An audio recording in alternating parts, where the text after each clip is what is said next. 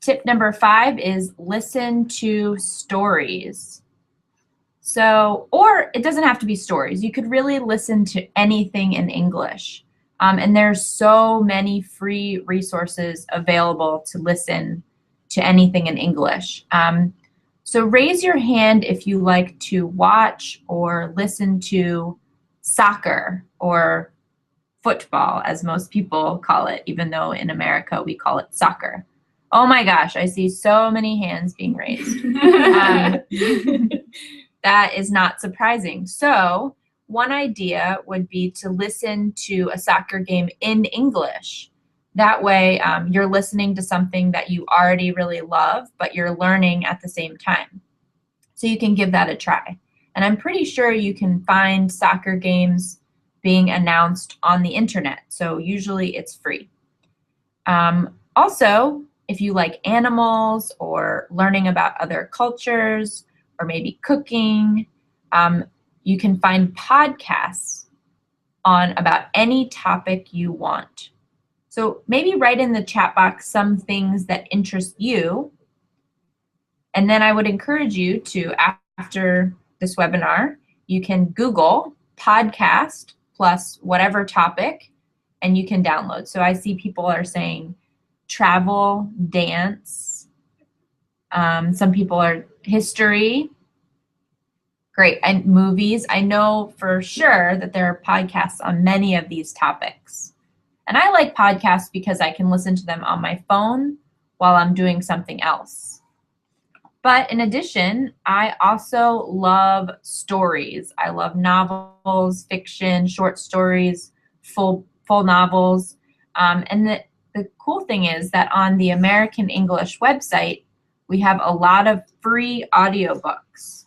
So you can download these onto your phone and listen to them, or from your computer. There's many ways to listen to them, and it's a great way to listen to stories while practicing English. So I'm going to let you listen to just a little part of one of our stories. My personal favorite is Huck Finn, and we have 2 activities for you. So first, if your first name begins anywhere with A through H, then when you hear the word bugs, please stand up. So my name begins with H, Heidi, so I will listen for the word bugs. And will you stand up? I will stand up. Even though you're already standing up? I will sit back down and stand up. Okay. Amy, what's your word? My word is also bugs because my name starts with the letter A. All right. And since my name is Jenny, I will stand up during poisonous snakes, even though I'm terrified of poisonous snakes. Okay, so don't forget, please stand up.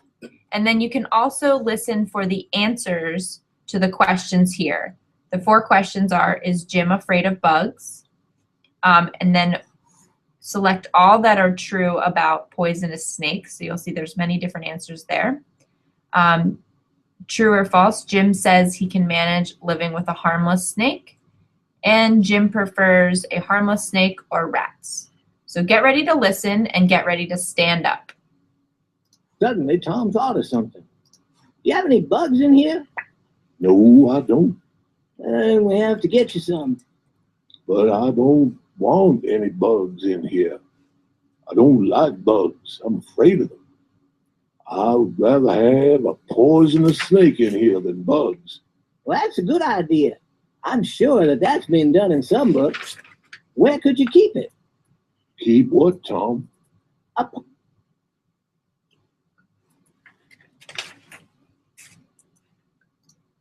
poisonous snake. A poisonous snake? If a snake came in here, I would break through the door and leave in a hurry, even if I had to use my head to break through the door. You wouldn't be afraid of it after a while. If you treated the snake in a friendly manner, you'd begin to like it. The snake would begin to love you, too, and want to sleep with you. Tom, I don't want a snake to love me. What the snake will do is bite me. Can't you at least try to live with a poisonous snake? All I'm asking is for you to try. But I'll die if the snake bites me. Then you won't need to set me free. If you refuse to cooperate, we'll bring you a harmless snake. We'll simply imagine that it's poisonous. I could manage with a harmless snake, but I would far rather have no snakes at all. I never knew that it would be so difficult to be a prisoner. It's difficult when it's done properly. You have any rats in here? No, I haven't seen any rats. Well,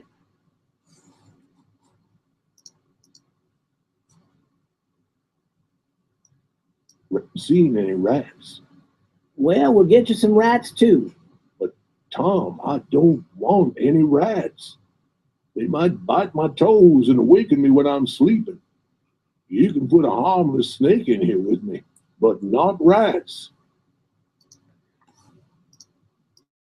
Okay, so that was just a short part of Huck Finn. We hope you all stood up many times because they said all of these words at least a couple times. And I think most of you got the questions correct. Is Jim afraid of bugs? Yes. In the second question, remember to select all that are true. So Jim prefers a poisonous snake over bugs. That's true. Tom thinks the snake will love Jim. That's also true. Jim thinks the snake will bite him. That is also true. And the only one that is not true is Jim wants to try living with a snake. He does not want to do that. Jim does say he can manage living with a harmless snake, and Jim also prefers a harmless snake over rats. So Jim and I do not have much in common because I would choose anything over a snake. So just a reminder that you can download all of these books for free on our website and listen to them as you walk to school or ride the bus or anywhere at all.